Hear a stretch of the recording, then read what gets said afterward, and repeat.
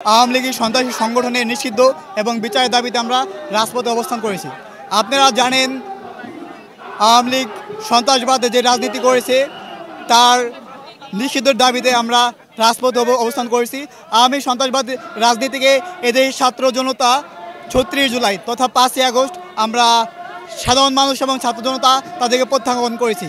আপনারা জানেন আওয়ামী লীগের রাজনৈতিক ইতিহাস সন্ত্রাসবাদের ইতিহাস।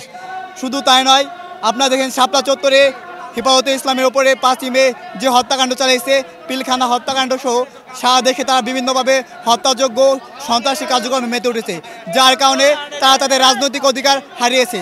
এদেশের সাধারণ মানুষ আওয়ামী লীগকে প্রত্যাখ্যান করেছে।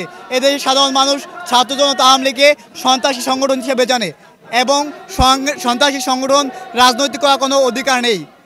আমরা তারই প্রেক্ষিতে বৈষম্যবিরোধী ছাত্র আন্দোলন এবং এনসিপি সহ বিভিন্ন রাজনৈতিক সংগঠন আজকে আমরা রাজপথে গেছি।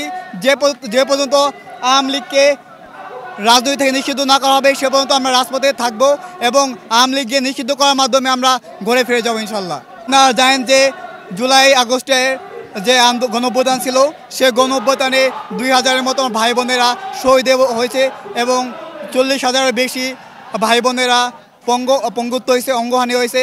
আমরা চাই আমাদের ভাই বোনের রক্তের উপর যাতে কেউ বেইমানি করতে না পারে। আমরা চাই অতি শীঘ্রই আওয়ামী লীগকে নিষিদ্ধ করা হোক। তারা আপনারা জানেন জনগণের আশা আকাঙ্ক্ষার উপরে এবং সরকারি নির্দেশনা মতো এই আওয়ামী লীগকে নিষিদ্ধ করা হোক। সারা দেশে যখন কোটা সংস্কার আন্দোলন শুরু হয় তখন আমরা 10ই জুলাই ফরিদপুরে প্রথম আমরা রাজপথে নামি। রাজপথে নামার পর আমাদের বিপক্ষে বিভিন্ন সময় ছাত্রলীগ, যুবলীগ, আওয়ামী লীগ ও আওয়ামী লীগের বিভিন্ন সংগঠন এবং প্রশাসনের বিভিন্ন লোকজন আমাদের উপরে নানাভাবে হামলা করে। আপনারা জানেন 16 জুলাই আমাদের সহযোদ্ধাদের উপর হামলা করা হয় এবং হামলায় আমাদের অনেক সহযোদ্ধা আহত হয় এবং রাজপথে আমরা লড়াই সংগ্রাম ত্যাগ তিতিক্ষা স্বীকার করে আমরা রাজপথে ছিলাম। আমাদের আন্দোলন এরকম ছিল যে আমরা যে পর্যন্ত আমাদের গন্তব্য পৌঁছতে না পারবো সে পর্যন্ত আমরা লড়াই সংগ্রাম চালিয়ে যাব। আমাদের জীবনে আমরা মৃত্যুকে স্বীকার করে নিয়ে আমরা রাজপথে ছিলাম। এই রাজপথে আমাদের বিরুদ্ধে বিভিন্ন সময় ছাত্রলীগ, আওয়ামী লীগ, যুবলীগ ও বিভিন্ন অঙ্গ সংগঠন ও প্রশাসনের বিভিন্ন লোকজন আমাদের উপর হামলা করেছে এবং বিভিন্ন ধরনের মামলা এবং হয়রানির মধ্যে শিখেছিলাম। এমনকি আমাদের পরিবারের সদস্যদেরকে বিভিন্নভাবে হামলা করেছে এবং আমাদের বাসায় হামলা চালিয়েছে। আমাদের জীবনে কোনো নিশ্চয়তা ছিল না।